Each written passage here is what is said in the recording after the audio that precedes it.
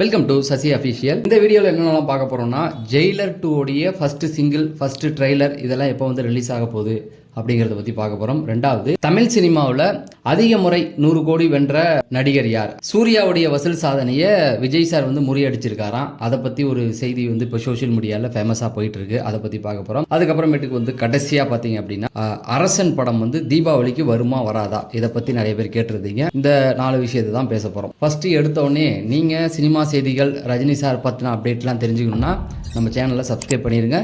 நீங்கள் சப்ஸ்கிரைப் பண்ணிங்கன்னா ஒரு 10,000 பேரை நான் தொட்டுருவேன். இன்னும் ஒரு 200 பேர் சப்ஸ்கிரைப் பண்ணால் ஒரு 10,000 பேர் ரீச் ஆகிடுவோம். அதனால் சப்ஸ்கிரைப் பண்ணலாம், அந்த சப்ஸ்கிரைப் பட்டனை அழுத்தி விட்டுட்டு இந்த வீடியோவை லைக் பண்ணிடுங்க. ஃபஸ்ட்டு எடுத்தோடனே ஜெயிலர்லேருந்து ஆரம்பிப்போம். ஜெயிலர் 2 இதோடைய ஃபஸ்ட்டு சிங்கிள் எப்போ வரப்போகுது, இல்லைனா வந்து ட்ரெய்லர் எப்போ ரிலீஸ் பண்ண போகிறாங்க அப்படிங்கிற நிறைய கேள்விகள் வந்துக்கிட்டு இருக்குது.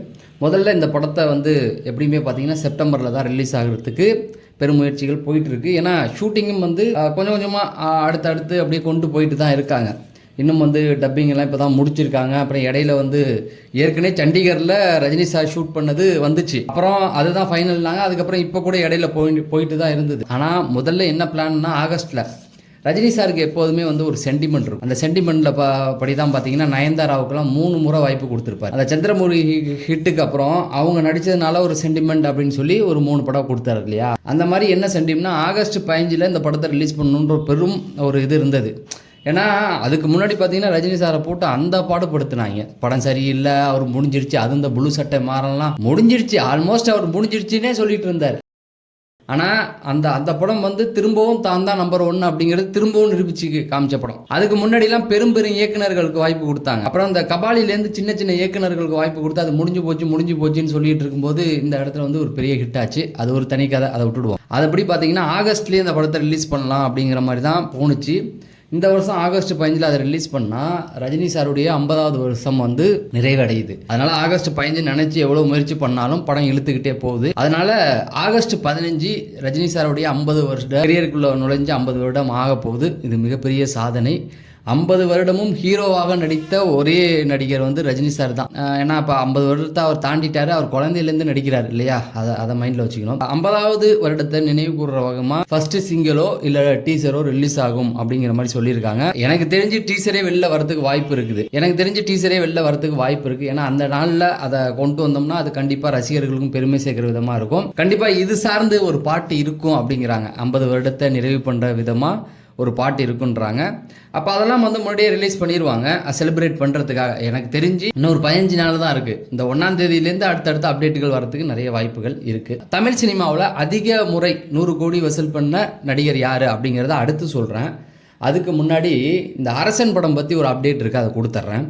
அரசன் படம் எப்போ ரிலீஸ் ஆக போகுது அப்படிங்கிற மாதிரி ஒரு நிறைய கேள்விகள். அது தீபாவளிக்கு கண்டிப்பாக ரிலீஸ் இல்லை. ஏன்னா தீபாவளிக்கு ராமாயணம் இன்னைக்கு தான் வந்து டீசர் விட்டுருக்காங்க. ஓரளவுக்கு தரமாக தான் இருக்கு. அதை பற்றி அடுத்த வீடியோவில் பேசுவோம். ஆனால் அரசன் படம் வந்து வரல. ஏன்னா அப்படின்னு பார்த்தீங்கன்னா இவர் விஜய் சேதுபதி அதில் ஜாயின் பண்ணியிருக்காருல, அவர் வந்து ஒரு முக்கியமான ரோல் பண்ணுறாரு. இப்போ விஜய் சேதுபதி என்ன பண்ணிட்டாருன்னா மணிரத்னத்தோட படத்துக்கு போயிட்டாரு. ஆல்ரெடி ட்ரெயின்னு ஒரு படம் அவர் நடிச்சுக்கிட்டு இருக்காரு, அதுவும் வரப்போகுது. இது முடிச்சு அவர் மணிரத்னத்தோடைய இதுக்குள்ளே போயிட்டாரு. அதனால இப்போ அவர் அரசன் படத்துக்குள்ளே வரத்துக்கு வந்து கொஞ்சம் டைம் எடுக்கும் அப்படிங்கிறாங்க. இந்த பக்கம் பார்த்தீங்கன்னா வெற்றிமாறன் என்ன பண்ணிட்டாரு, அவருடைய கால் ஷீட் இல்லாமல் என்ன பண்ணுறது அப்படின்ட்டு ராஜன் வகைரா அந்த படத்துக்குள்ளே அவர் நுழைஞ்சிட்டாரு அப்படிங்கிற மாதிரி சொல்கிறாங்க. ஸோ அதனால இவங்க 2 பேரும் திரும்ப வரணும். அது வந்து தீபாவளிக்குள்ளே நடக்கிற வாய்ப்பே இல்லை, இன்னும் டைம் இழுக்கும் அப்படிங்கிறாங்க. அதனால அரசன் படம் வந்து நீங்கள் பார்த்தீங்க அப்படின்னா தீபாவளிக்கு வரத்துக்கு வாய்ப்பு இல்லை அப்படிங்கிறது தான். அது கொஞ்சம் டிலே எடுக்கும். ஆனால் எப்போ வந்தாலும் படம் தரமாக இருக்கும் அப்படிங்கிறது தான். சரி, இப்போ தமிழ் சினிமாவில் 100 கோடி வசூல் செஞ்ச நடிகர் யார் அப்படிங்கிறத பற்றி தான். தமிழ் சினிமாவில் 100 கோடி அதிக முறை வசூல் பண்ணது தலைவர் ரஜினிகாந்த் அவர்கள் தான். அவருடைய படங்கள் தான் அதிக முறை வந்து வசூல் பண்ணியிருக்கு அப்படிங்கிறாங்க. கிட்டத்தட்ட 9 படங்கள் 9 முறை வந்து அவருடைய படங்கள் வந்து 100 கோடிக்கு மேலே வசூல் பண்ணியிருக்கு அப்படிங்கிறது தான் செய்தி. இவருக்கு இணையாக தமிழ் சினிமாவில் யாருமே இல்லை அப்படிங்கிறதும் ரொம்ப முக்கியமான ஒரு விஷயம். எதுக்கு சொல்கிறேன்னா, இவருக்கு அடுத்து இருக்கிறது 6, அது விஜய்ன்னு நினைக்கிறேன். அப்புறம் அஜித் 4 அப்படிங்கிறாங்க. அதுக்கப்புறமேட்டுக்கு யாருமே, கமல்லாம் ஒரு தடவை, அதை விக்ரம் தான் வந்துச்சு, அதுக்கப்புறம் எதுவும் இல்லைன்றாங்க. இந்தியன் 2 கூட அதெல்லாம் பெருசாக இல்லை. அதாவது ரஜினி சார் தான் அந்த 9 எல்லா சாதனைகளையும் பார்த்தீங்கன்னா அவர் தான் இருக்கார். தொடர்ந்து அவருடைய பேர் தான் முதல்ல வரும். எந்த சாதனை எடுத்தாலுமே அதுதான் வரும். அப்போ விஜய் சார் வந்து 2வது இடத்துல தான் இருக்கார். இப்போ விஜய் சார் யாருடைய சாதனை முந்திருக்காரு அப்படின்னு பார்த்தீங்கன்னா சூர்யாவுடைய சாதனையை முந்திருக்காராம். இப்போ சமீபத்தில் அதுதான் பேச்சுவார்த்தை இருக்குது. ஸோ அதை பற்றி பார்த்துருவோமா? என்ன அப்படின்னு பார்த்தீங்கன்னா, விஜய் வந்து சூர்யாவுடைய சாதனையை முறியடிச்சிட்டாரு அப்படின்னு சொல்லி பேசிக்கிட்டு இருக்காங்க. என்னங்க சூர்யாவுடைய சாதனையை என்ன முறியடிச்சிட்டாருன்னு கொஞ்சம் டீட்டெயில்டாக போய் பார்த்தா, கேரளாவில் ஜனநாயகன் படம். இந்த ஜனநாயகன் படம் பார்த்தீங்கன்னா இன்னும் அதை எடுக்கலை. புக் மை ஷோலெல்லாம் வந்து அப்படியே வச்சுருக்காங்க. படத்தை எடுக்க மாட்டுறாங்க, கணக்கு காட்டுறாங்க. அதாவது ஒரு 50வது நாள் கணக்கு காட்டுறதுக்காக வச்சுருக்காங்க. நீங்கள் வேணால் பாருங்களேன், நான் எழுதி தரேன்.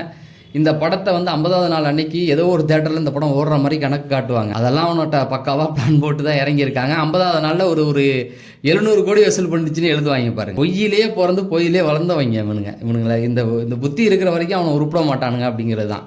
எந்த நடிகனும் தன்னை வந்து இந்த அளவுக்கு ப்ரூவ் பண்ணணும்னு அவசியமே இல்லை. ரஜினிகாந்த்னா தோல்வின்ட்டு போயிடுவார். அஜித்தாக இருக்கட்டும், சூர்யாவாக இருக்கட்டும், விக்ரமாக இருக்கட்டும், கமலஹாசனாக இருக்கட்டும், எல்லாருமே தன்னுடைய தோல்வியை ஒத்துக்கிட்டு போயிடுவாங்க. இவர் மட்டுமே வந்து தோல்வியை ஒத்துக்கவே மாட்டார். தோத்தாலும் மீசையில் மண்ணு ஒட்டலம்பாங்க. சுறா படம்லாம் அப்படி ஒரு ஹிட்டுன்றாங்க. அந்த மாதிரி தான் போட்டுக்கிட்டு இருக்காங்க. இந்தியா டுடேல போட்டு கிழிச்சிருக்காங்க. ஜனநாயகன் படத்தை விட சுறா படம் எவ்வளோ தேவலான்னு போட்டு கிழிச்சிருக்காங்க.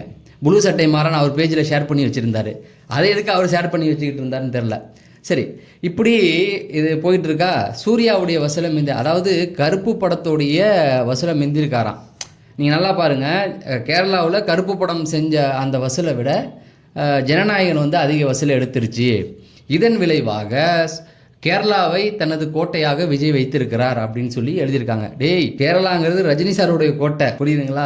கேரளாவாக இருக்கட்டும், ஆந்திராவாக இருக்கட்டும், தமிழ்நாடாக இருக்கட்டும், அந்த பக்கம் ஹிந்தியாக இருக்கட்டும், எல்லா இடத்துமே ரஜினி சாருடைய கோட்டை. நீங்கள் அவரை ஜெயிச்சுட்டா தான் பெருமைப்பட்டுக்கணுமே தவிர இவரை ஜெயிச்சுட்டு பெருமைப்படுறதுக்கு என்னன்னா இவங்க ஆதி காலத்திலேருந்து இதுதான். நான் தான் சொன்னேன்ல, இவர் வந்து தன்னை மெனக்கெட்டு தன்னை ப்ரூவ் பண்ணி காமிச்சிக்கிட்டே இருக்கணும். அப்படி தான் அவர் வந்தார். எங்கே பார்த்தாலும் எடுத்தா நான் அவரை மிந்திட்டேன், நான் இவரை மிந்திட்டேன், நான் இவரை விட பெரிய ஆள், அவரை விட பெரிய ஆள், இப்படியே சொல்லி வளர்ந்துட்டனால இப்போ ஜனநாயகன் அட்டை பிளாப் ஆச்சு. ரஜினியோடைய வசூலில் எதுவுமே அது பண்ண முடியல. கடைசி படம் கூலியோடைய வசூலில் தொடக்கூட முடியல. அப்போ என்ன பண்ணலான்னு யோசிச்சுட்டு இப்படி ஒன்று யோசிச்சுட்டாங்க. தோத்த மாதிரி காமிக்கக்கூடாதுல்ல, அதனால் சூர்யாவுடைய வசூலை மிந்திட்டார் அப்படின்னு சொல்லி எழுதிக்கிட்டு இருக்காங்க. சரி, எழுதிட்டு போங்க. ரஜினியை முந்தலை அப்படிங்கிறத மைண்டில் வச்சுக்கோங்க. ஸோ இதுதான் மக்களே இன்றைக்கியான அப்டேட். தொடர்ந்து நம்ம அப்டேட்கள் கொடுப்போம். அது தெரிஞ்சுக்க நம்ம சேனலை சப்ஸ்கிரைப் பண்ணி வைங்க. கண்டிப்பாக இந்த வீடியோ நீங்கள் லைக் பண்ணுங்கள். லைக் பண்ணால் இன்னும் நிறைய பேருக்கு இந்த வீடியோ சஜெக்ஷன் ஆகும். லைக் பண்ணுங்கள். சேனலில் சப்ஸ்கிரைப் பண்ணிங்கன்னா ஒரு 10,000 சப்ஸ்கிரைபர் வந்துடுவாங்க. அதனால் சப்ஸ்கிரைப் பண்ணி விடுங்க. நம்ம அடுத்த வீடியோவில் சந்திப்போம். நன்றி, வணக்கம்.